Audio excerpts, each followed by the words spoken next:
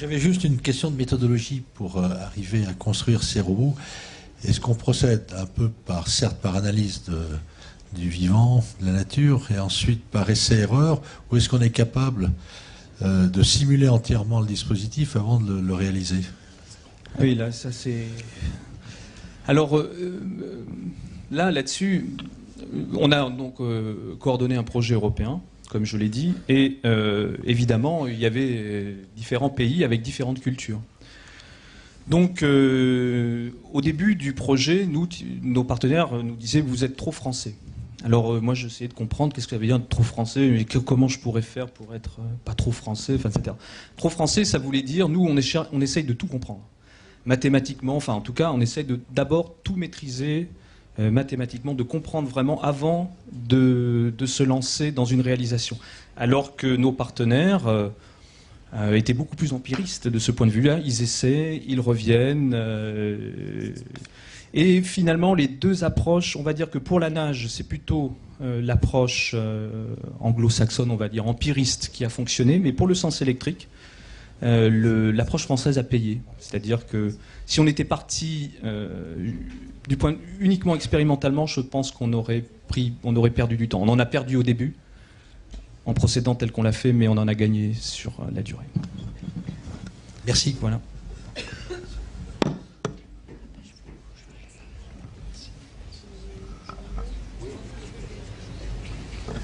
Je vais vous asseoir là.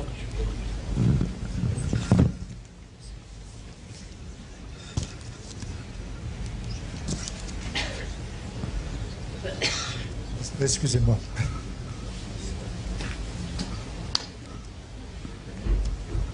Oui, bonjour. C'est moi à nouveau. Merci à vous tous, mais ce n'est pas une question. J'aimerais que vous continuiez, monsieur, qui pour moi a quelque chose de passionnant. L'homme greffé. Vous voyez ce que je veux dire? Vous avez évoqué l'adaptation au réchauffement climatique, vous avez évoqué l'immortalité, vous avez évoqué l'arrêt du vieillissement, tout ça, passionnant. Et j'y connais rien. Merci. Et si vous avez un livre, formidable. Merci, monsieur. Si vous pouvez en dire un petit peu plus, merci.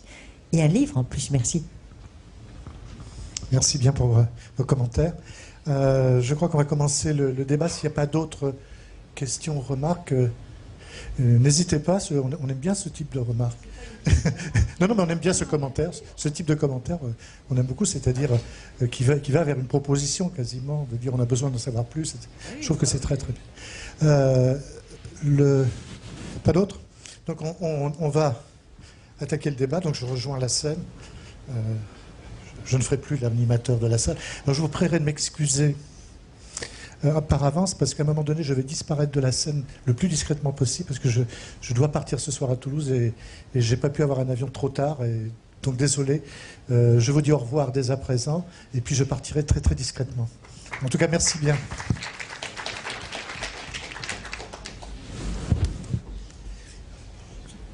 J'y vais. Bien, alors on va lancer le débat, hein, comme disait Alain Pavé.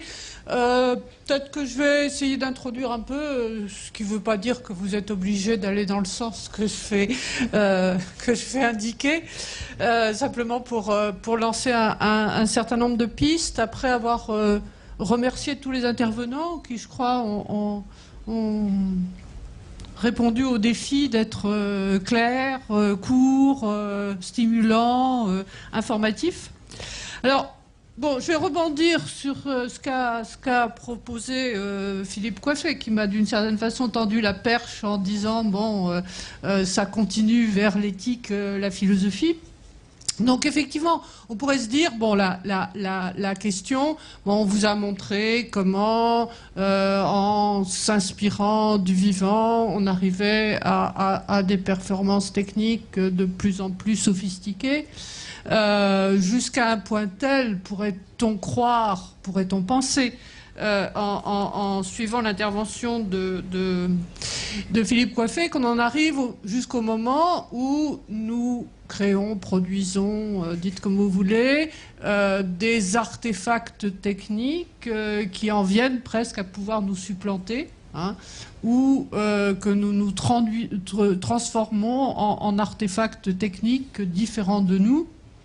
Et on arrive au problème qu'a fait entrevoir Philippe Coiffé de, finalement, jusqu'à quel point sommes-nous responsables de nos propres productions, de nos propres créations, quand ces productions en viennent à agir de façon indépendante, puisque, et c'est aussi ce qu'a repris l'intervention de Frédéric Boyer, au fond, l'ambition, c'est d'arriver à reproduire l'autonomie, faire sauter le verrou de l'autonomie, a-t-il dit, de façon à ce que ces êtres soient indépendants de nous. Donc on a une sorte de dilemme. Nous allons jusqu'à un certain point dans notre production. Donc nous sommes les maîtres, les créateurs de créatures qui deviennent leurs propres maîtres.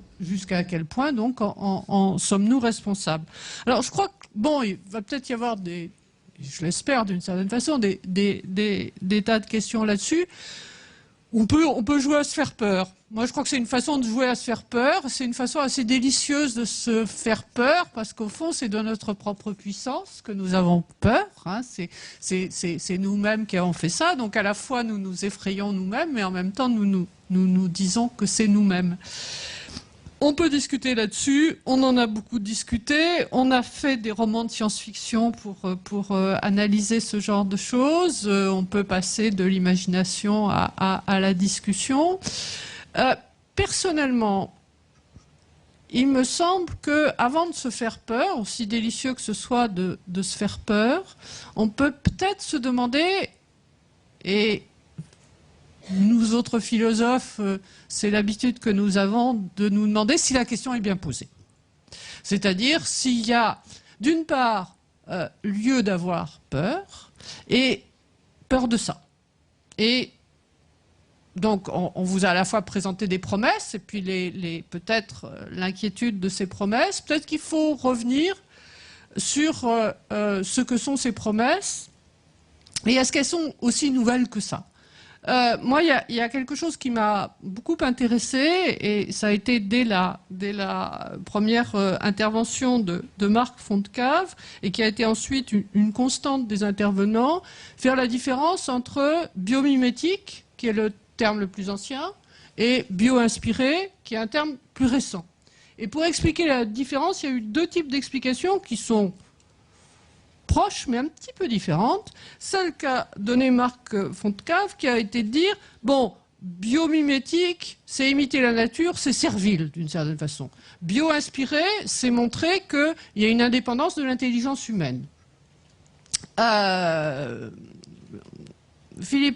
Frédéric Boyer, qui est intervenu en dernier, a repris la différence de façon un peu différente, en disant biomimétique, c'est qu'on imite sans comprendre.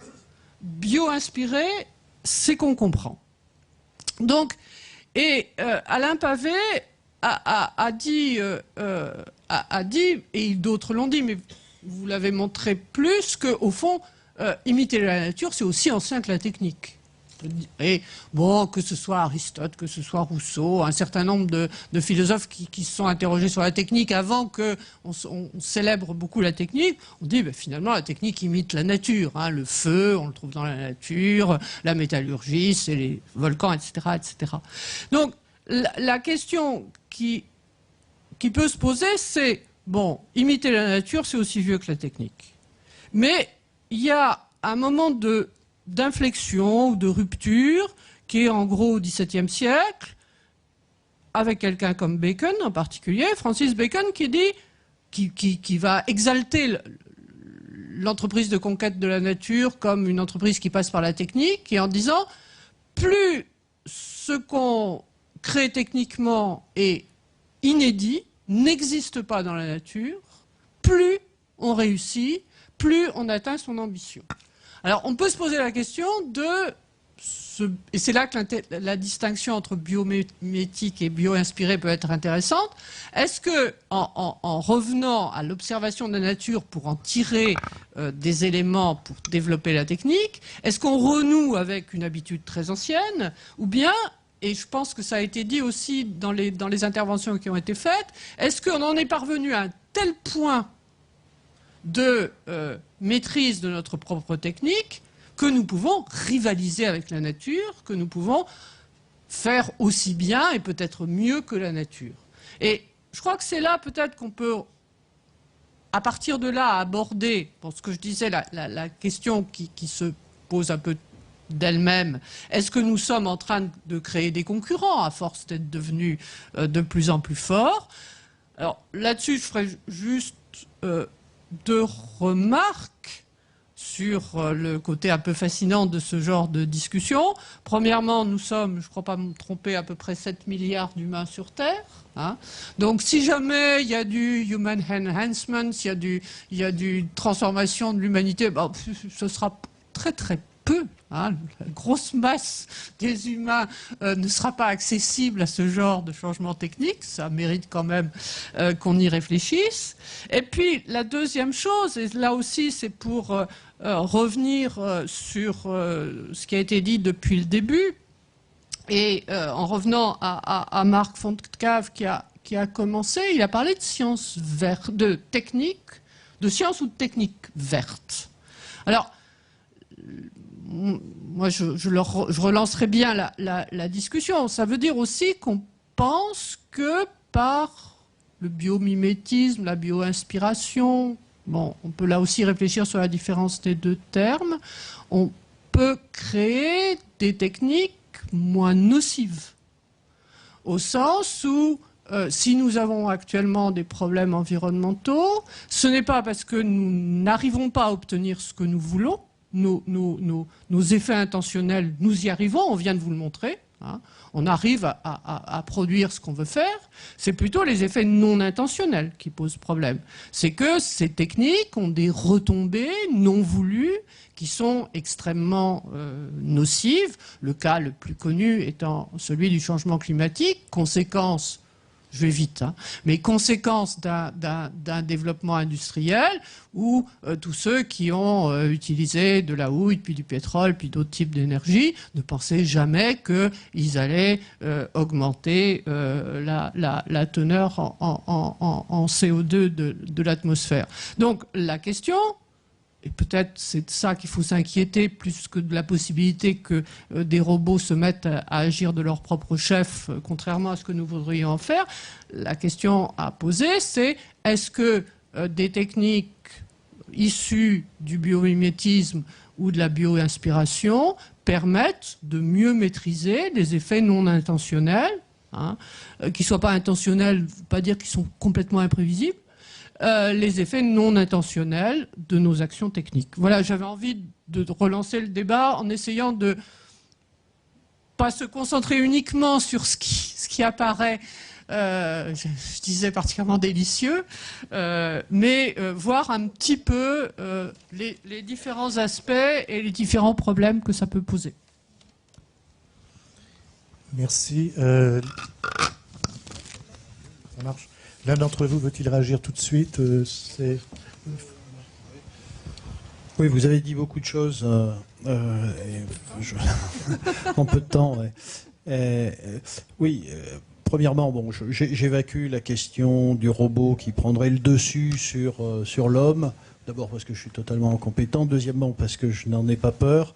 Voilà, je suis quelqu'un d'assez optimiste, et en particulier pour ce qui est de l'utilisation de la science par les hommes. Et puis, bon, il y a une autre chose, c'est que, enfin, moi, si je reste sur le terrain du biomimétisme, de la bio-inspiration, la première remarque que je fais, c'est que si le biomimétisme est remplacé par la bio-inspiration, c'est en effet parce que notre connaissance du vivant s'est formidablement accrue. Et que, en effet, après une époque où on ne comprenait rien, et effectivement on faisait des observations, on pouvait simplement bêtement copier, mais c'était déjà pas mal. Maintenant, on comprend des principes de fonctionnement et d'organisation qui là peuvent nous faire inventer. C'est pour ça que quand je fais attention à dire qu'on peut inventer tout en copiant ou en s'inspirant de choses qui existent. Néanmoins, il ne faut pas non plus exagérer, parce que notre connaissance du vivant est aussi encore largement insuffisante. Je veux dire, on admet que, par exemple, on connaît moins de 1% des micro-organismes qui sont sur la Terre. Donc il y a 99% des machineries vivantes qu'on ne connaît pas. Donc il faut être modeste aussi. Et en tout cas, pas faire croire aux gens qu'on a une maîtrise telle dans la connaissance du vivant qu'on va pouvoir recréer quelque chose qui est vivant. Et pour revenir aux robots, typiquement, il y a aussi un élément qu'on connaît très très mal, c'est évidemment le cerveau, sur le plan biologique. Enfin, la chimie et la biologie du cerveau sont des disciplines fantastiques qui sont en train d'exploser, mais on est encore très très loin. Donc, je dirais qu'on a quand même, et je ne voudrais pas être plus long, mais avantage à faire preuve de modestie quand on parle de ces disciplines-là. Sinon, on va faire croire aux gens à des choses absolument fantastiques qui n'arriveront jamais, et on va déclencher des peurs fantastiques qui vont nous bloquer aussi. Donc, il faut faire très attention de ce point de vue-là. Voilà, quelques commentaires. Merci bien. Je peux rajouter quelque chose? J'ai peut-être fait une présentation, alors soit trop optimiste, soit trop pessimiste, je ne sais pas, parce que ces sujets sont extrêmement complexes. Ce que j'ai voulu dire, c'est un petit peu le même mouvement que les gens qui ont fait la bombe atomique. C'est quand même un engin extrêmement dangereux. Donc c'est la sagesse des hommes qui doit déterminer si on l'utilise, si on l'utilise pas, etc. Aujourd'hui, tout en étant de grands ignorants des systèmes vivants dans leur complétude, leur propriété, dans le cerveau, et je ne parle pas du cerveau humain, c'est encore quelque chose de plus complexe, on a cependant des opportunités d'agir avec des résultats qui pourraient être très regrettables. C'est un petit peu comme dans le domaine de l'écologie avec le réchauffement climatique, etc. Donc ça, on peut bricoler le vivant. Enfin, certains le proposent. Moi, je ne suis pas un biologiste, mais certains le proposent. Et on voit bien que quand on lit toutes les opportunités et les propositions de certains services de recherche aux États-Unis, même les projets de la DARPA sur ces sujets, qu'il y a quand même la nécessité d'une discussion, d'une réflexion pour savoir ce qu'on autorise et ce qu'on n'autorise pas. Ça ne veut pas dire qu'on est capable aujourd'hui de faire un homme bionique avec des propriétés supérieures à celles de l'homme, mais on est déjà capable de faire un homme bionique qui serait une espèce de Frankenstein. C'est là-dessus que j'attire le danger. Tu veux répondre tout de suite? Je voulais dire... Oui, après je t'arrête une seconde. Si le propos est de dire il n'y a pas de progrès scientifique et technologique sans risque d'effets secondaires, là oui, il faut affirmer ça en permanence. Mais de façon intelligente pour que, en effet, le principe de précaution ne s'applique pas bêtement et que tout s'arrête. Mais il faut quand même faire comprendre aux gens qui nous font confiance, bon, ceux qui nous font pas confiance, c'est réglé, mais ceux qui nous font confiance, pour dire qu'en effet, il n'y a rien sans risque. Maintenant, c'est en effet à la science de contrôler ce risque. Mais l'exemple des robots n'est pas le seul. Enfin, dans la manipulation du vivant, d'abord, elle existe depuis des millénaires, et effectivement, il y a des risques majeurs dans cette manipulation du vivant, mais il y a X sujets sur lesquels les effets secondaires existent en permanence.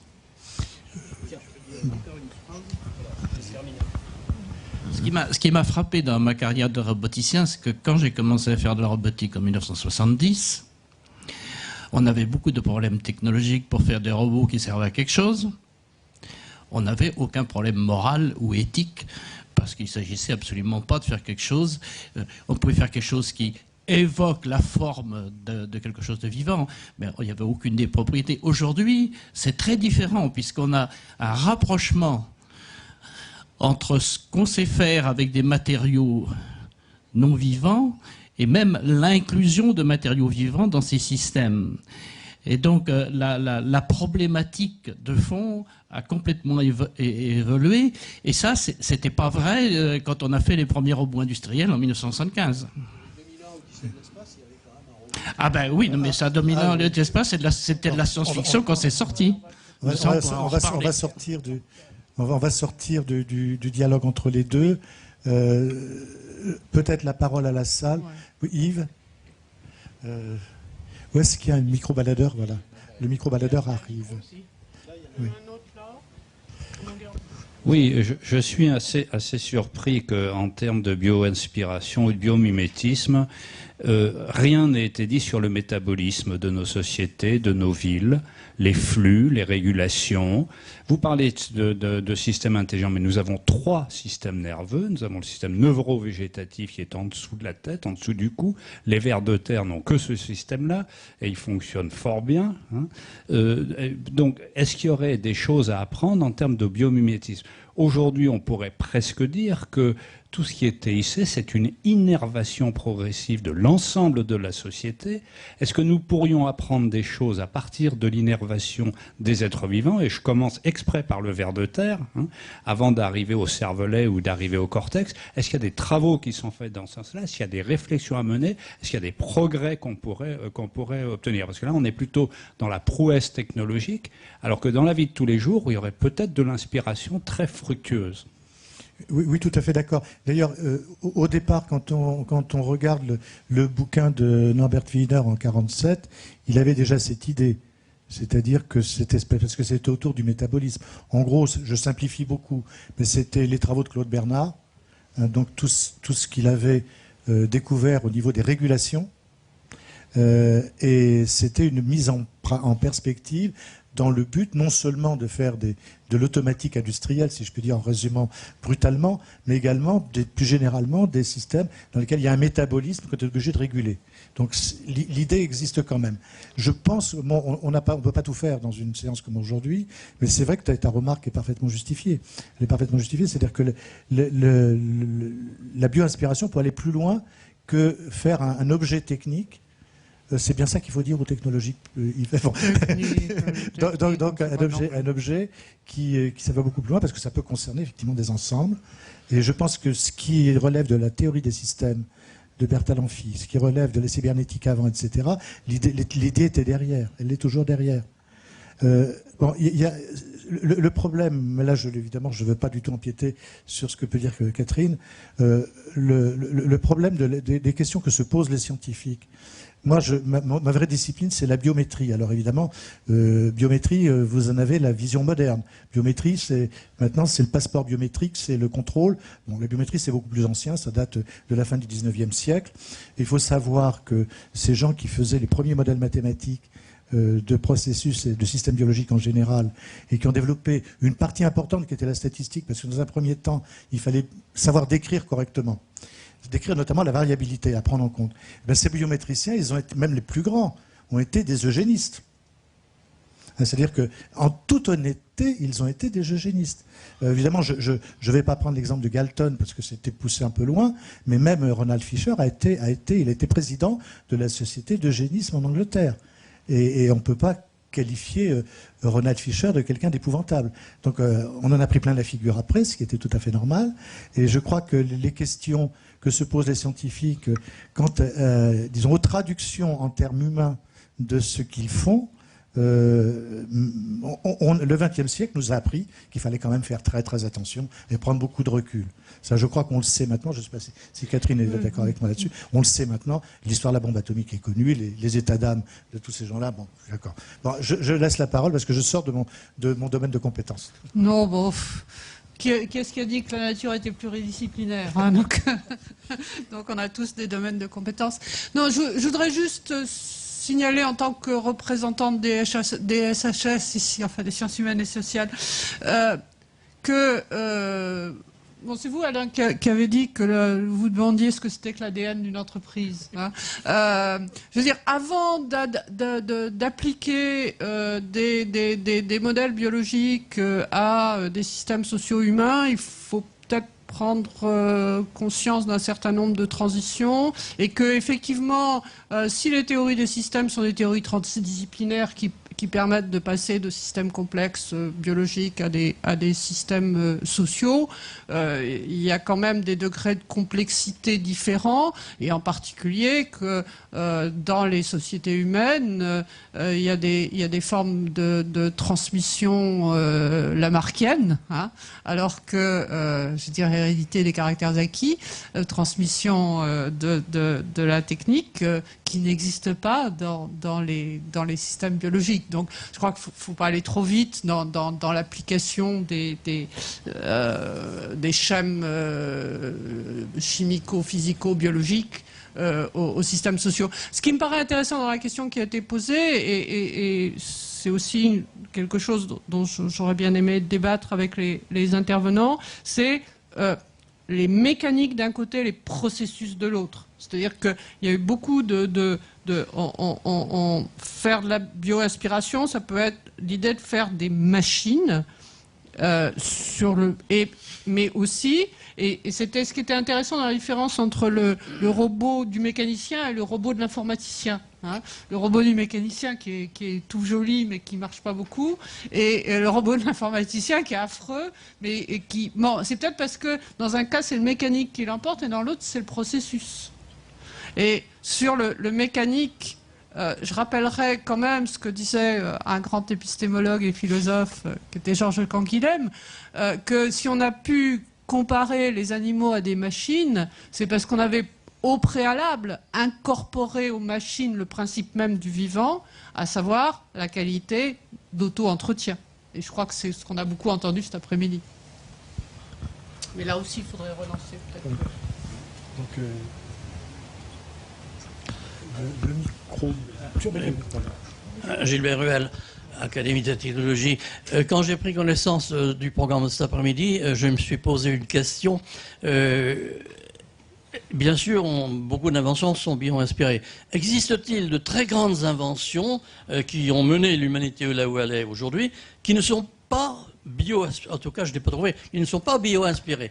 Effectivement, bon, c'est une idée à la Francis Bacon, effectivement, j'en ai trouvé 2 ou 3. Par exemple, la roue. Dans le monde du vivant, il n'y a rien qui roule. On marche, on rampe, on nage, on vole. Le transistor, peut-être. Oui, non, mais... On ne peut pas dire que ce soit le résultat d'une démarche bio-inspirée. Oui, mais il y en a même s'il existe des composants électroniques dans le monde vivant. Tout à fait. Le courant alternatif, il a fallu attendre 1880 et le génie de Tesla pour inventer vraiment, il n'y en a aucune trace dans la nature. Dans la nature, on trouve du courant continu, le contact entre 2 métaux différents, ça crée un courant continu. Bon, il y a les manifestations des orages qui sont autre chose, électrostatiques, mais c'est une pure invention de l'homme. Alors effectivement, il existe des grandes inventions, puisque le courant alternatif a créé le développement de l'électricité jusqu'à maintenant. Bien sûr, on peut retrouver d'autres applications. Et il a supplanté le courant continu entre 1880 et 1900. Moi, je dis une toute petite chose sur la roue. Oui, en fait, c'est pas qu'elle est... Ben, si on regarde les serpents et que l'on élabore des modèles mathématiques des serpents, ben, on s'aperçoit que la nature... Du point de vue fonctionnel, elle a inventé la roue. Même si, évidemment, il n'y a pas de roue, mais les écailles des serpents sont très... le fait que les serpents, en fait, ont des coefficients de frottement longitudinaux qui sont très faibles, comme le sont les roues, hein, là, bon, par un autre principe, parce qu'évidemment, il ne peut pas y avoir un organe détaché comme le serait la roue. Il serait mort dans un animal. Mais en tout cas, du point de vue fonctionnel, on retrouve exactement les mêmes propriétés que la roue. C'est d'ailleurs pas pour rien que pour les reproduire, on utilise la roue. Donc les serpents, en fait, alors les mathématiciens ou les mécaniciens ont dit c'est système non holonome. Bon, c'est le nom un peu pour dire mathématiquement, il y a un degré d'abstraction où la roue et le serpent partagent exactement les mêmes propriétés. Ça embraye aussi sur la biomimétique et la bio-inspiration. On ne cherche pas donc à copier évidemment l'objet matériel, mais la fonction. Et au niveau de la fonction, c'est là qu'il y a une... Alors après, jusqu'à quel niveau fonctionnel on cherche à copier. Bon, c'est tout aussi l'enjeu d'ajuster. Si on cherchait à reproduire exactement les objets, évidemment, ce serait impossible. Déjà par la complexité des objets naturels, la technologie de la nature est différente et souvent inaccessible pour nous.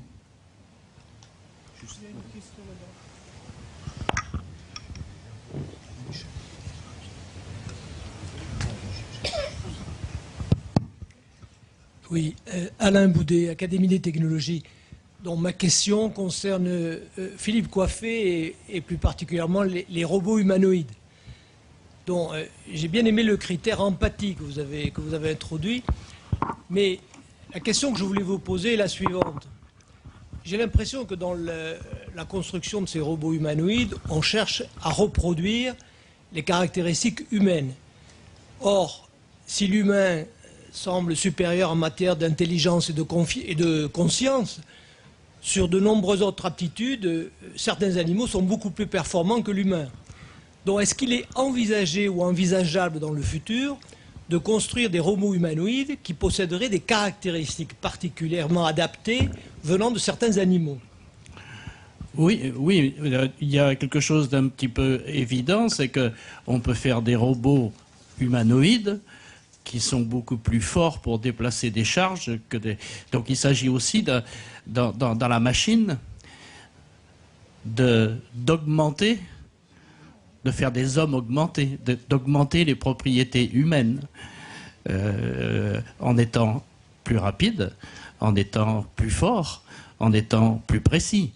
Déjà, les robots d'assistance qui ne sont pas humanoïdes du point de vue de leur forme, mais les robots d'assistance chirurgicaux, sont des exemples typiques de systèmes qui permettent aux chirurgiens d'avoir la maîtrise complète de déplacement de l'ordre de 100 microns et même moins. Alors que quand il faisait ça autrefois à la main, entre guillemets, avec son scalpel et des outils manuels adaptés, il était loin d'avoir cette précision. Donc ça a beaucoup favorisé l'efficacité des opérations délicates, en particulier de la moelle épinière et celle du cerveau. Donc bien sûr qu'on peut, avec n'importe quel robot, je dirais, de n'importe quelle forme, on peut chercher à faire des propriétés dans le déplacement, dans les mouvements, dans l'exécution de tâches, de systèmes vivants qui font cela. Bien sûr. Donc quand on a une application, d'ailleurs, on développe ce genre de choses. Parce que comme je l'ai dit au début, la robotique pratique, c'est surtout une question de faire face à des besoins en étant sûr qu'on va pouvoir y répondre positivement. Or, jusqu'à la fin de la Deuxième Guerre, on n'avait pas les systèmes pour faire des robots. Et c'est grâce au développement pendant la guerre de la stabilité en vol des avions en particulier, qu'on a pu mettre au point les systèmes de régulation qui ont permis aux robots, même de façon modeste, à avoir des mouvements acceptables dans l'exécution de tâches. Ceux qui ont vu, qui sont assez vieux comme moi pour avoir vu les premiers robots industriels, ne serait-ce que le Unimate, qui faisait un travail extrêmement reproductif, alors que sa publicité était de vendre l'idée qu'on pouvait faire des choses différentes avec le même robot. Les premiers robots étaient vraiment pas très bons, hein, ni au point de vue précision, ni au point de vue vitesse, ni au point de vue précision de répétition, etc., etc. Et puis très rapidement, grâce à l'introduction d'une bonne automatique, tout ça héritage de la guerre et introduction des systèmes à transistors, qui étaient très importants pour la commande. Au débarrage, c'était des systèmes à relais, donc qui dataient d'avant la guerre.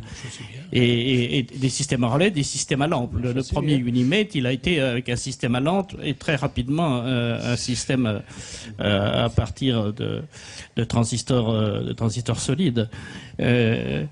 Et donc, la réponse à ta question, c'est oui, évidemment. Ders, Académie des technologies. Je rejoins un peu les propos de Philippe. Je change pour le moment de sujet. Je ne parle plus de bio-inspiration. et je reprends le thème du vivant par contre, je vais parler au fond de certains automatismes. Il existe des trains automatiques, il commence à exister des avions automatiques, et dans tout cela, il y a un problème nouveau qui se pose. Ça veut dire que les automatismes, qui à proprement parler ne sont pas des robots, peuvent quand même nous poser des problèmes relativement complexes dans ce domaine-là. Hein. Un avion qui vole tout seul dans un système d'exploitation où il y a d'autres avions amenés par des hommes, il y a aussi les robots de combat, hein. Il y a toute une sorte d'automatismes qui vont tout à fait dans le domaine humain et qui vont poser des problèmes de conscience. Le robot militaire, il ne faut pas qu'il tire sur les copains. Les robots de conduite dans quelques années vont aussi poser des problèmes qui sont du domaine du vivant.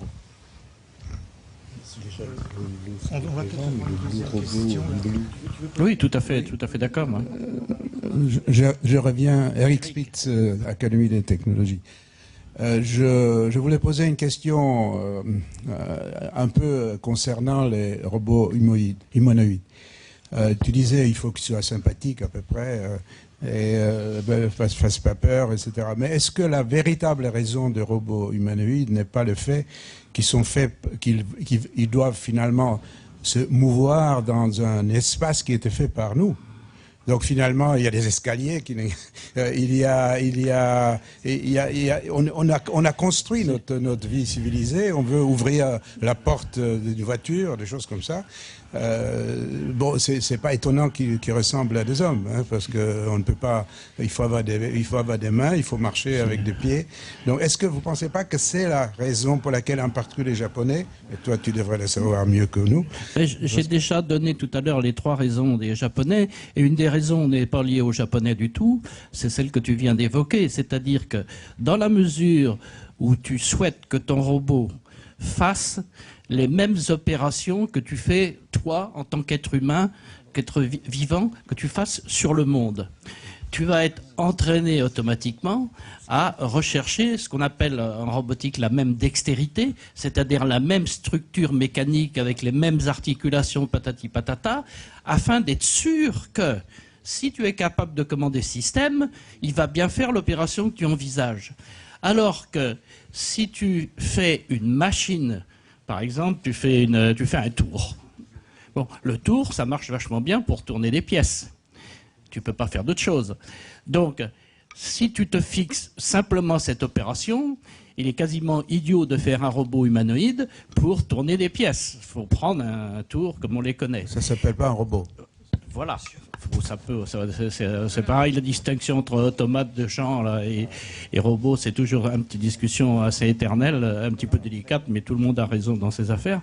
Mais, et donc, ce qui amène, comme tu le signales, c'est simplement que le fait de vouloir faire les mêmes opérations qu'un humain fait tous les jours, ou fait, etc., oblige soit à être extraordinairement inventif pour trouver une machine qui soit très très loin de la structure humaine et qui fait quand même les mêmes choses que l'homme, soit amène naturellement à copier la structure, le mode de fonctionnement, les opérations logiques successives et donc l'intelligence rationnelle de l'homme. Tu as raison.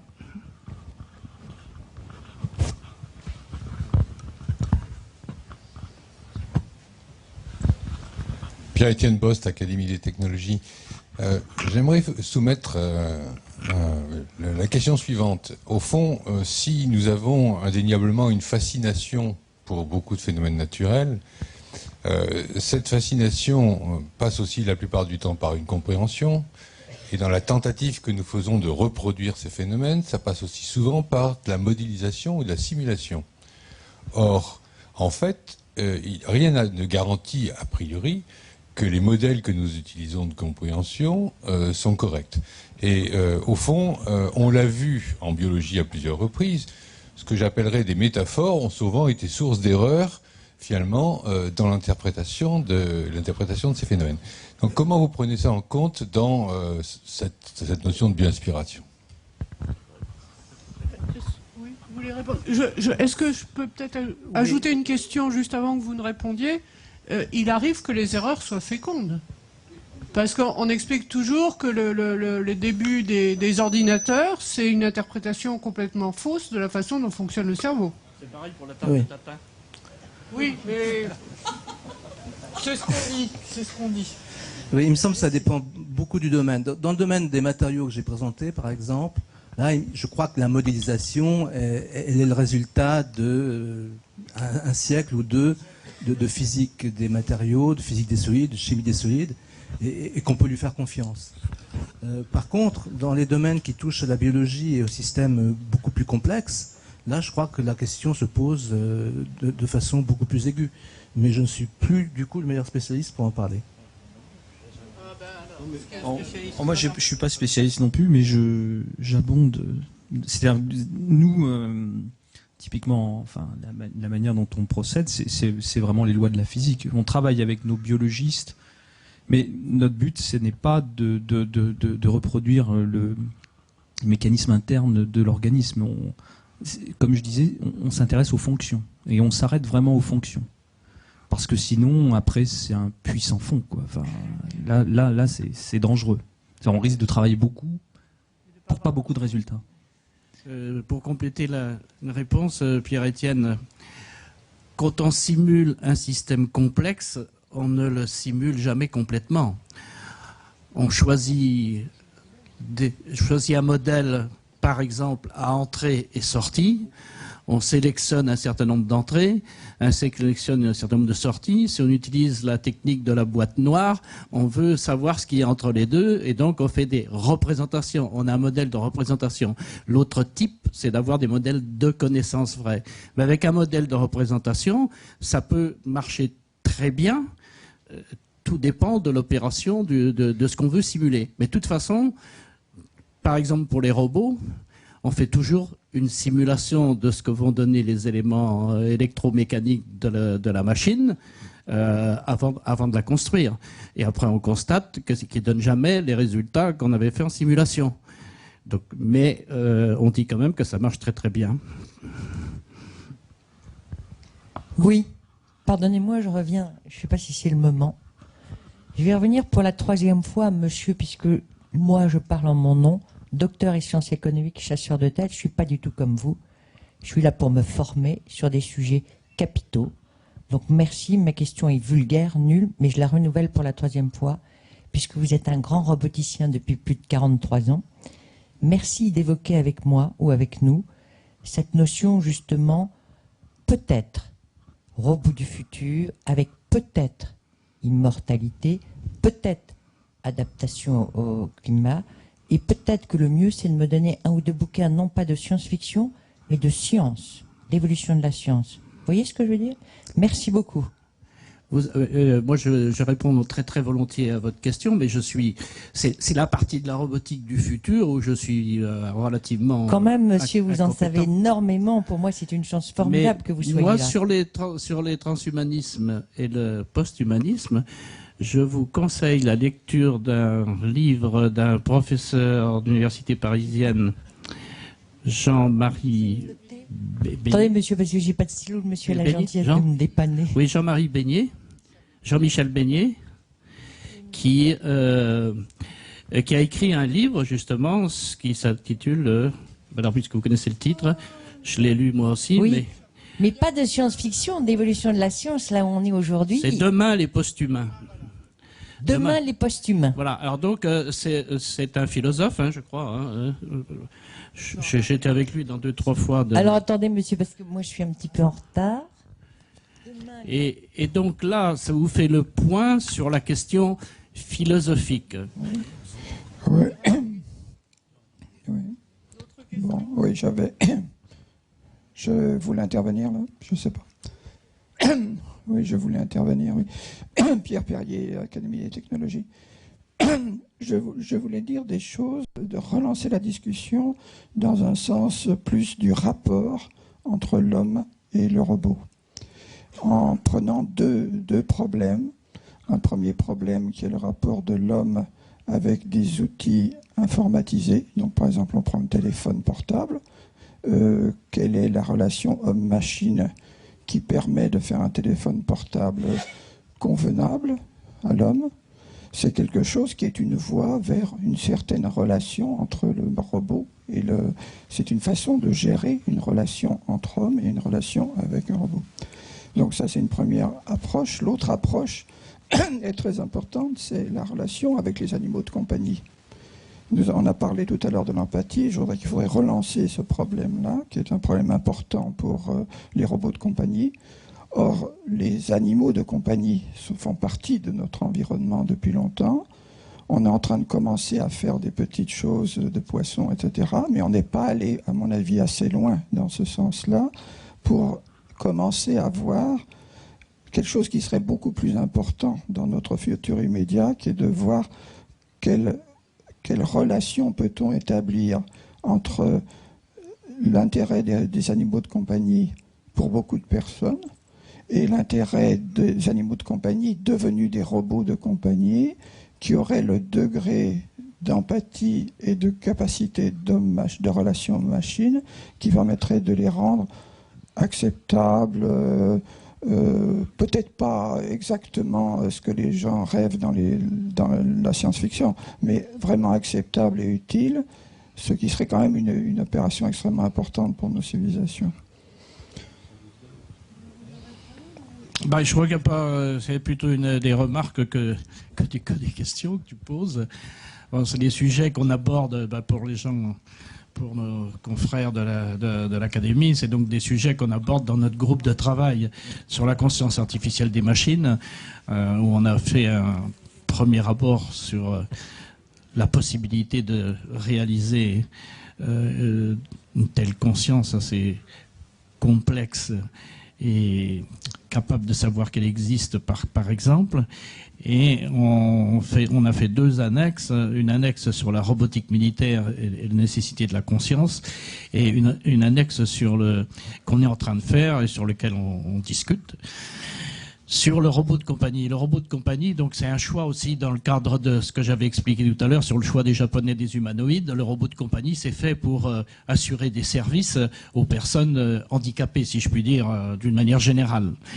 Et on sait qu'il ne s'agit pas, pour réussir à faire accepter une telle machine auprès d'une personne, il ne suffit pas qu'elle assure un service efficace, c'est-à-dire elle sait faire une piqûre, elle va faire une piqûre et même peut-être qu'elle la fera très bien et que la personne ne ressentira pas.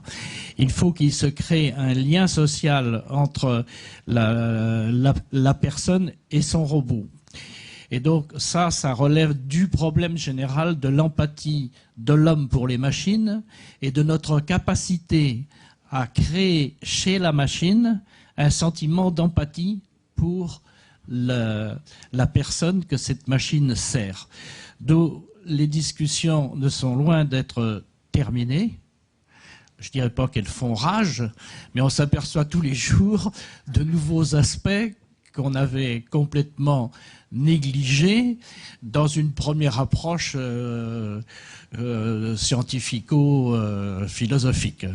Et donc c'est pour ça que Pierre pose cette question à la réponse très très complexe. Je voudrais juste ajouter, Philippe Coiffé me tend toujours la perche en disant philosophique, alors je rebondis et je vais rajouter là-dessus rapidement. On parlait du livre de Jean-Michel Beignet, Demain les post-humains. La thèse du livre est que si nous nous comparons aux robots sur le seul plan de la performance, les robots nous seront certainement supérieurs. Mais nous autres humains, est-ce que nous nous épuisons? Est-ce que nous nous sommes entièrement définis par notre performance, c'est-à-dire par notre capacité, notre efficience, notre efficacité? Je ne le pense pas. Je pense que tout ce qui se fait d'humain ne s'explique pas uniquement en termes d'efficacité et de performance. Et je dirais exactement la même chose des animaux. Si nous pensons nos rapports aux animaux et aux animaux de compagnie uniquement sur le plan de la performance, de agir efficacement dans un but donné, peut-être qu'un robot le fera mieux. Mais à partir du moment où on pense d'une part que l'animal existe pour lui-même, il a peut-être son idée aussi. C'est pas uniquement un instrument à notre service, peut-être qu'il existe aussi pour lui-même, et qu'on pense que c'est justement dans ce rapport avec un être qui existe pour lui-même que quelque chose d'important se crée dans l'animal de compagnie. Alors d'une part, on ne pensera plus uniquement les robots en termes de performance, et notre rapport aux robots changera. Donc, je comprends que nous sommes avec l'Académie des technologies. Il faut penser aussi que tout n'est pas affaire d'efficacité. Il y a autre chose que l'efficacité. Un tout petit truc sur les animaux, juste pour dire que c'est vrai que un animal qui vole, par exemple, évidemment, aucun n'a atteint les performances supersoniques, quoi que ce soit. Mais ce que les animaux savent bien faire, c'est ménager leur propre environnement. C'est quand même important aussi. C'est-à-dire qu'ils ont trouvé des solutions qui leur permettent de survivre et d'assurer la pérennité des conditions de leur vie. Enfin, bon, voilà. Là, je pense qu'il y a des leçons à apprendre aussi de la bio-inspiration. Alors, sur ces bonnes paroles, je crois que Non, je voulais poser une question, s'il vous plaît. Allez-y. Donc, Sigrid Avrillier, physicienne, membre de l'Académie des technologies. Je voulais renverser un petit peu les choses par rapport à ce que vous venez de dire et vous poser une question qui est la suivante. Lorsque les êtres humains dressent un chien ou un éléphant à faire des tâches particulières et à les amener à faire au mieux de tout ce qu'ils peuvent faire, avec tous les risques que ça peut comporter d'ailleurs de dérive. Un chien peut devenir dangereux lorsqu'il garde une maison, ou un éléphant peut devenir dangereux lorsqu'il écrase quelqu'un. Ce dressage des animaux est tout à fait bien accepté par l'humanité et par les gens. Par contre, si je veux revenir maintenant à ce que vous disiez tout au début sur la peur délicieuse que nous font les robots et les machines, si un être humain essaye de dresser une machine ô combien inférieure actuellement à un chien ou à un éléphant, je peux vous dire que ces machines-là n'ont pas du tout ces performances pour l'instant. Alors là, tout le monde se met à avoir très très peur du fait qu'on va essayer de tirer un maximum de performances ou de relations avec ces machines-là. Et je voulais donc que vous commentiez ce fait. Merci. Mais d'abord, dans quel sens est-ce que je disais c'est une peur délicieuse? Je pense que c'est une peur d'autant plus délicieuse qu'il n'y a pas grand danger et que ce type de peur que nous avons, c'est une façon de ne parler que de nous-mêmes. Hein. Parlez-nous de nous, il n'y a que ça qui nous intéresse. Et donc, passer par les robots est une façon de s'interroger sur nous-mêmes, et c'est très agréable et c'est pas très compliqué. Je crois que prendre conscience que nous sommes peu de choses dans la nature, tout puissants que nous soyons, et qu'il y a une altérité à penser, c'est beaucoup moins délicieux, c'est beaucoup plus difficile et c'est peut-être beaucoup plus important.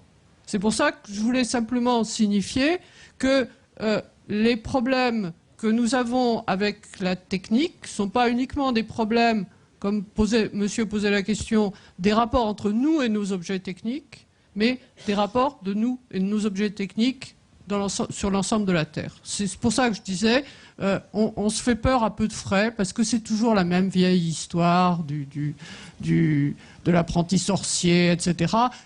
C'est à notre propre puissance que nous avons rapport, et il faudrait peut-être penser au reste du monde. Nous ne sommes pas seuls dans le monde.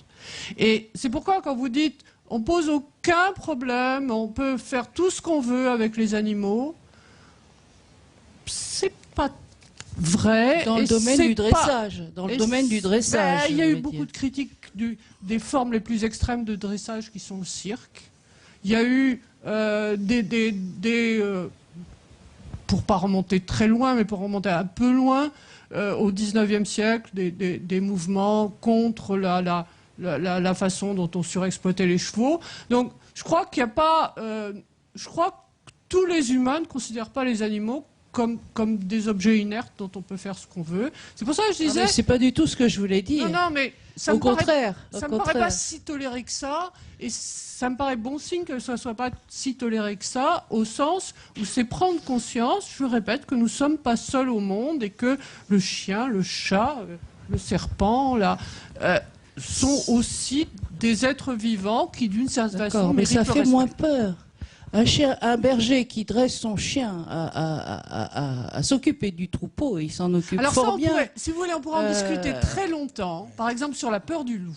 On a très peur des loups qui reviennent. Il n'est pas dressé. Attendez. Il y a des grands mouvements contre les loups.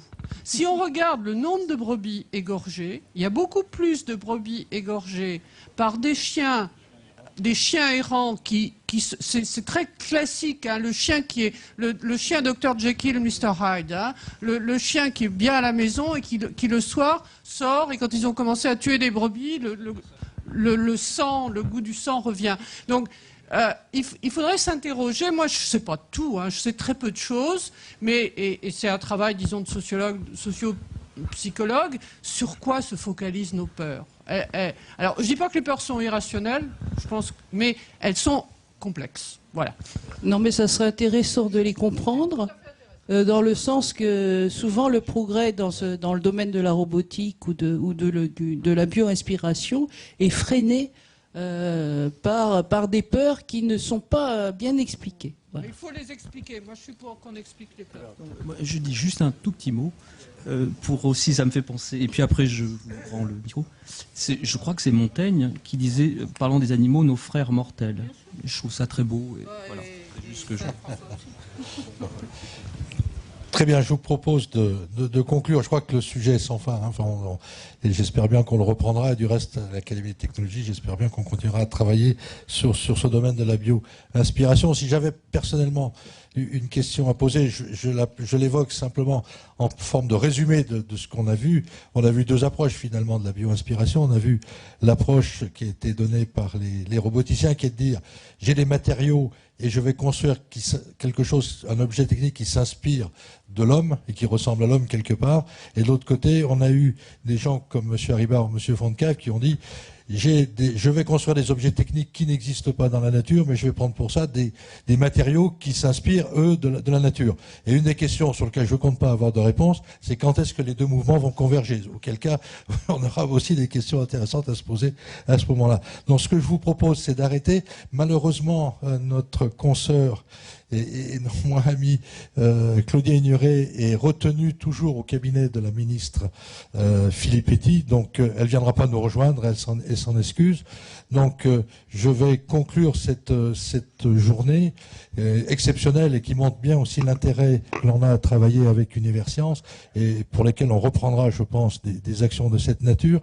Tout d'abord, conclure en remerciant très chaleureusement Alain Pavé qui a dû partir pour des raisons qu'il vous a expliquées, et bien entendu tous les intervenants de cet après-midi. Et merci beaucoup, je crois que le sujet est extrêmement important, il a été abordé avec compétence sur des angles d'approche aussi variés que la chimie, la physique, l'informatique, la mécanique, mais aussi la philosophie, et c'est important de l'avoir comme dimension. Merci à vous tous.